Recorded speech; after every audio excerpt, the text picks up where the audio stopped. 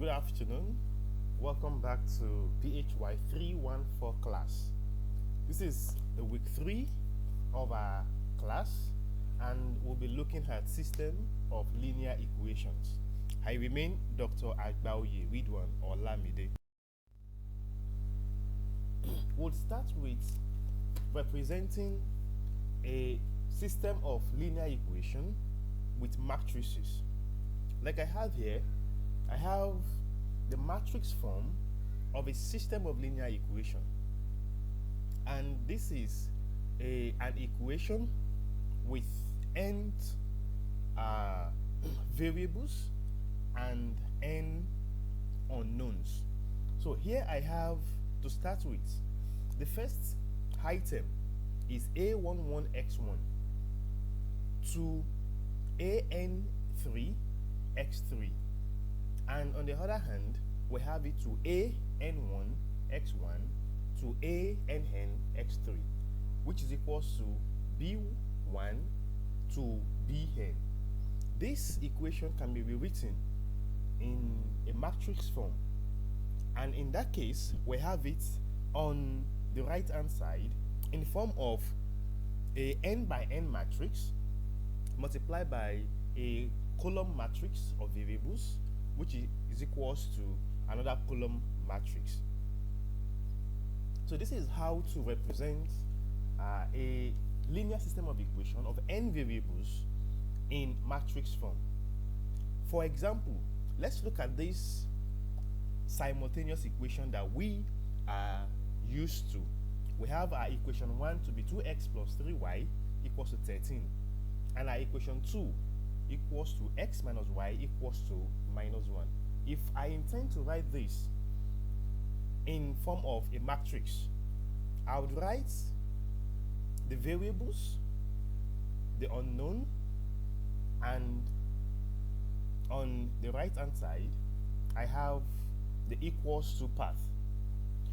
For the first part, I have the coefficients. The coefficient of x is 2 and the coefficient of y is 3.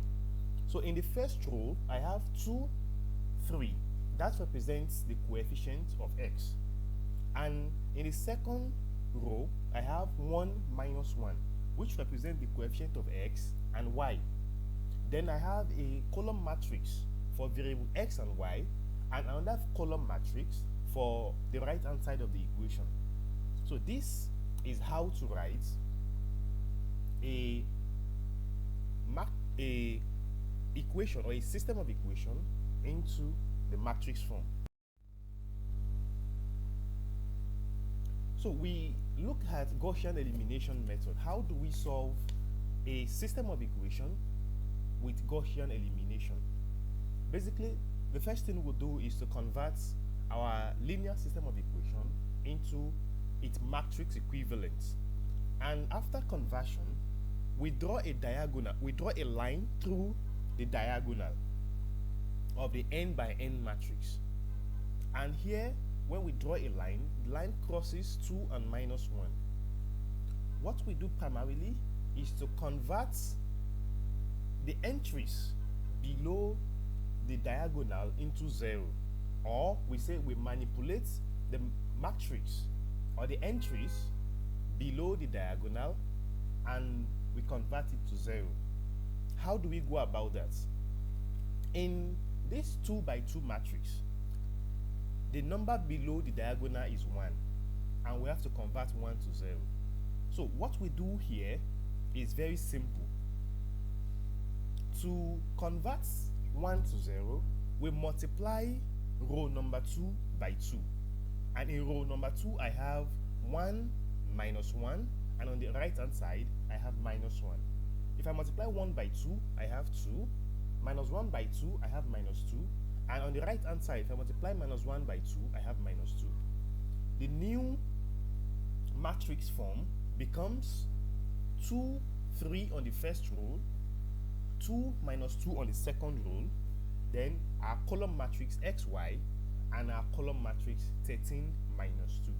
What we did basically is to multiply the second row by 2.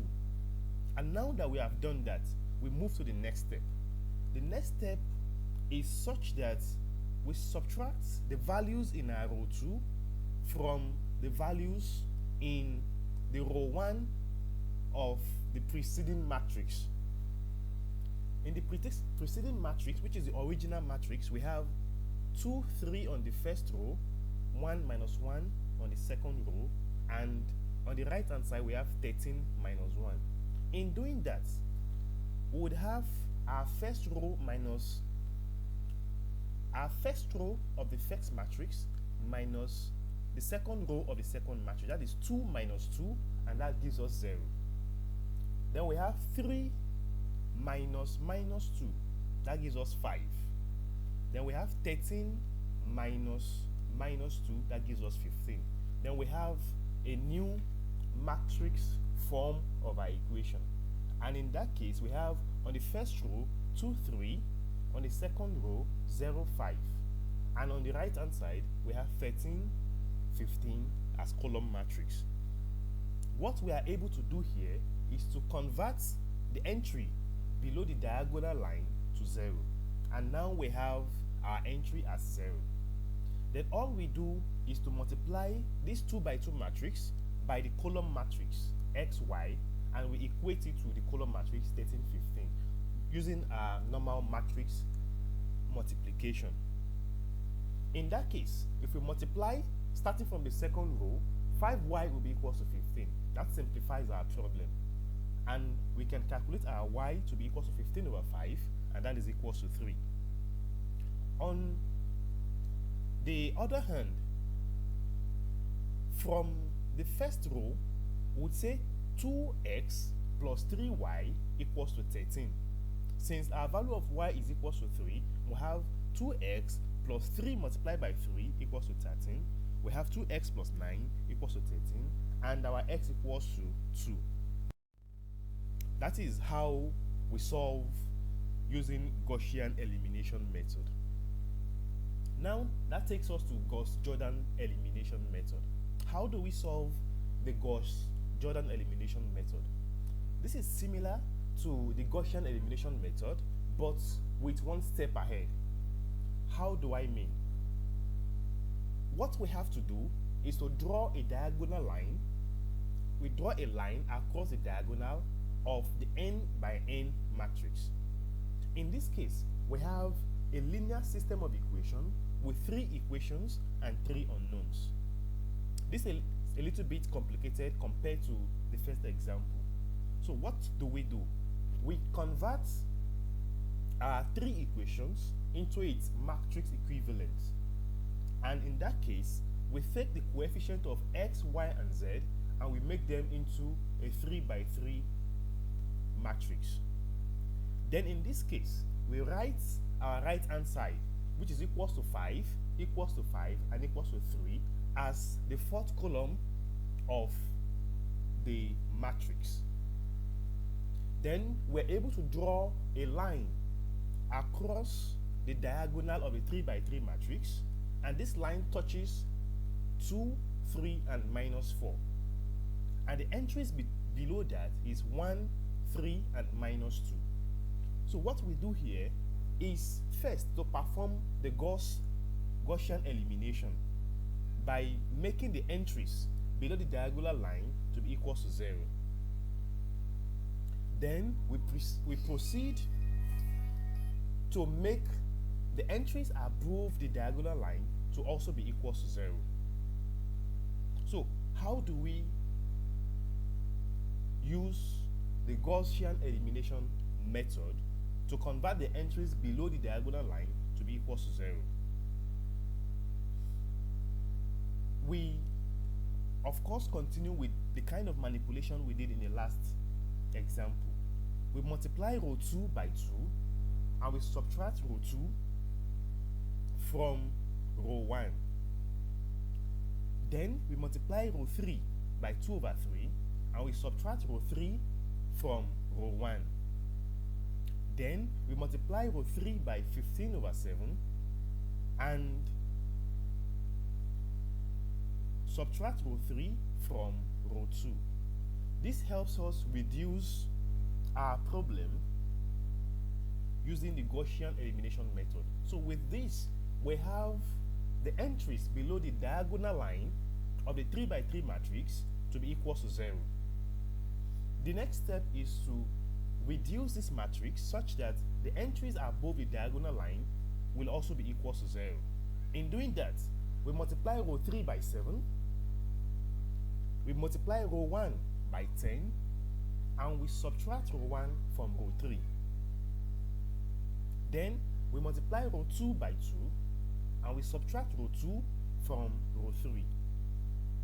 Therefore, we add row 1 and row 2 together. This helps us reduces the entries above the diagonal line of the 3 by 3 matrix to 0. In doing that, we have our new matrix entries with a diagonal of -20, 10, and -10.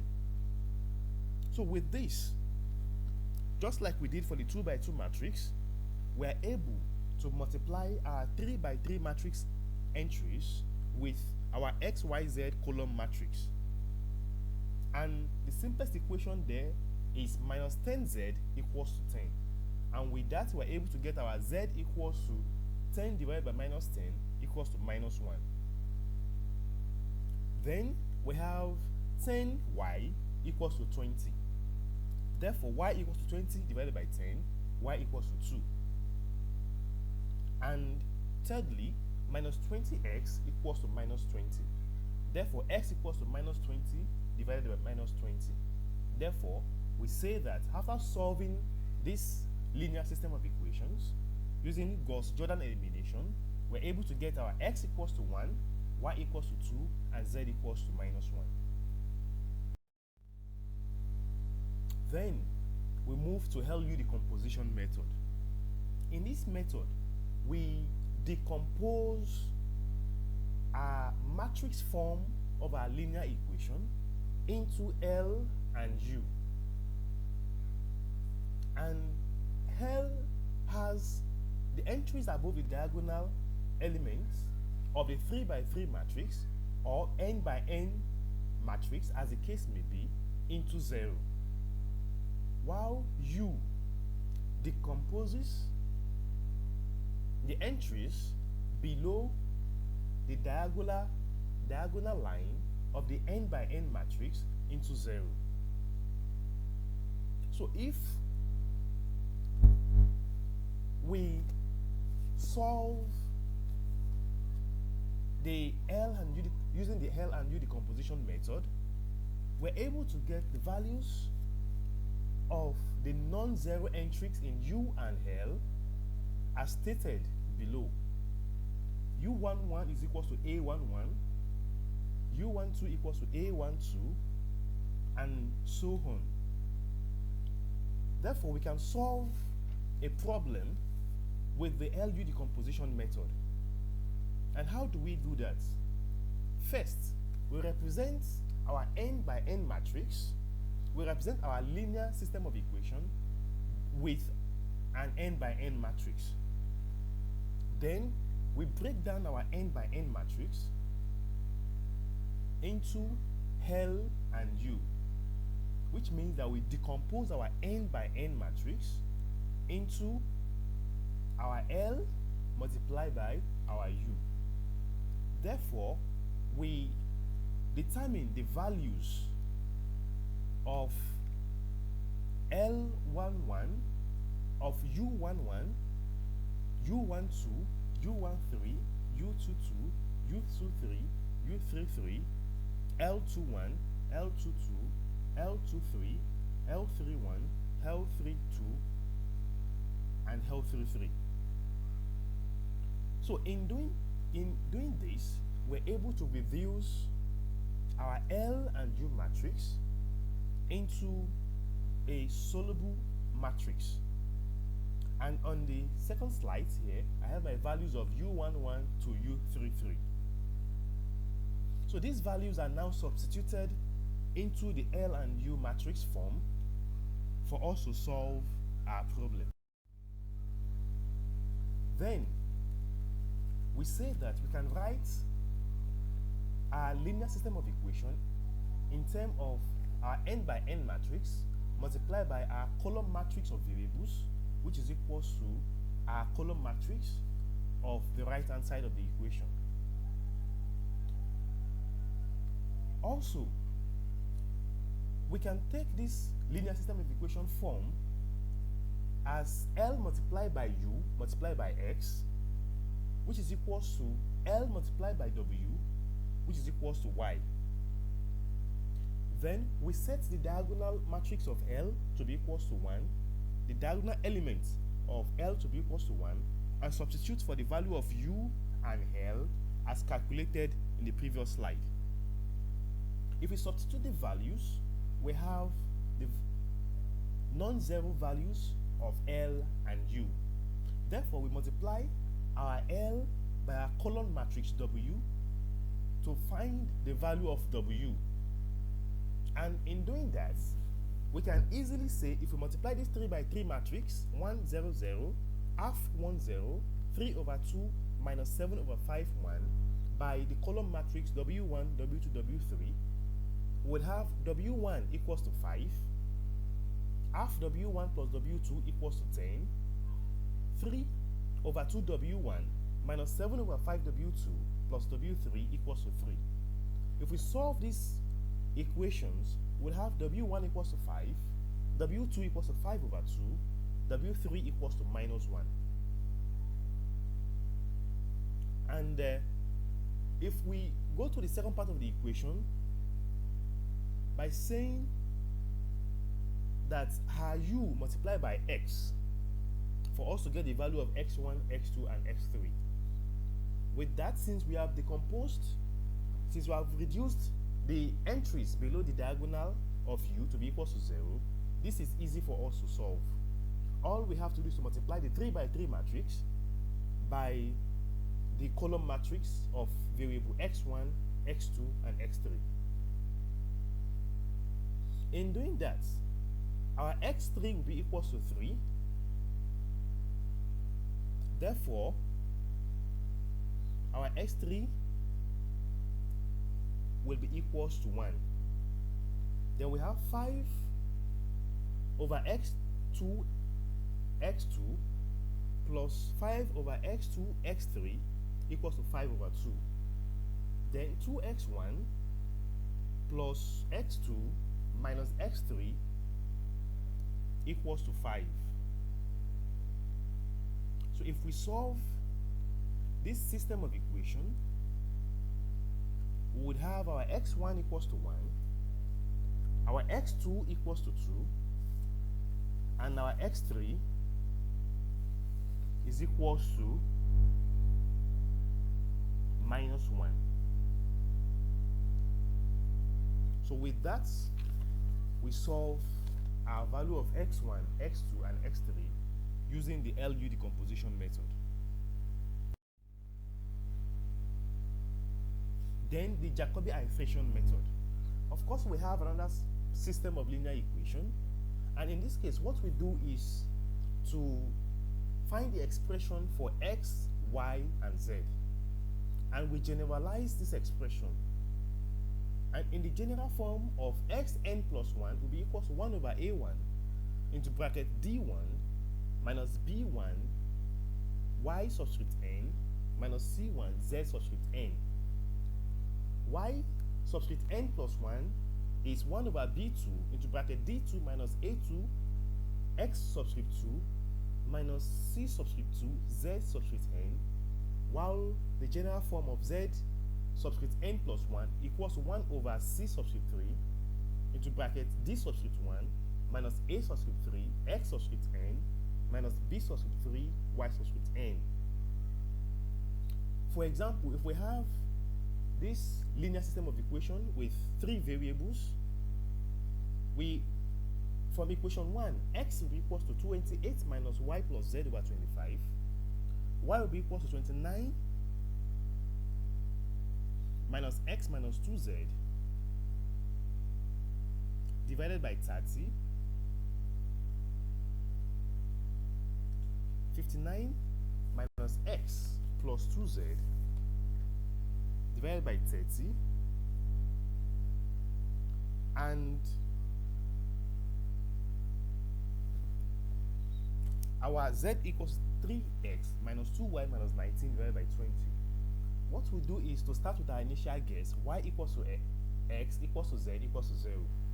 If we substitute this into these three equations, we'd have, for our first iteration, x equals to 1.12, y equals to 1.966667, z equals to 0.95.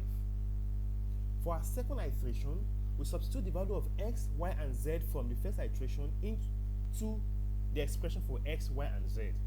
We get the value of for our second iteration as x equals to 1.00333, y equals to 1.992666667, and z equals to 0.9786666667.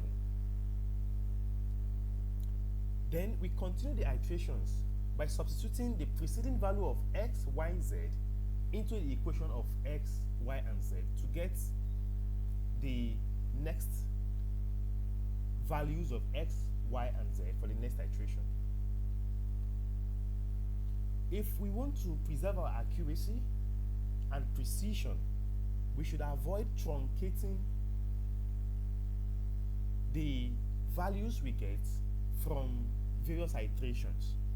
Therefore, it's easier to work better in fraction than in decimal. Then we continue this calculation until we reach the required convergence. That is, until the difference between the last values of x, y, z and the preceding values of x, y, z reach a particular tolerance factor.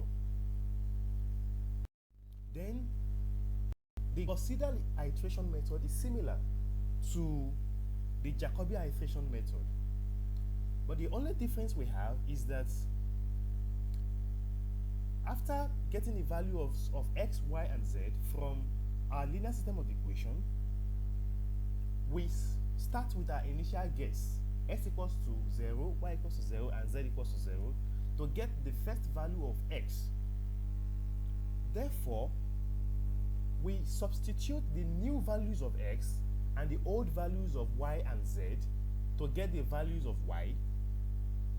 Therefore, we also substitute the new values of x and y and the old value of z, which is equal to 0, to get the new value of z. Therefore, it means that we have to work with the most recent values of x, y, and z to get the values for the next iteration. Similarly, if we want to achieve a very good accuracy, we avoid truncating our values of x, y, and z. And we keep the iteration running until convergence is reached. So this is the class for this week. Hope to see you in the live session where we get questions and I'll clarify the concepts better. Thank you very much for having me.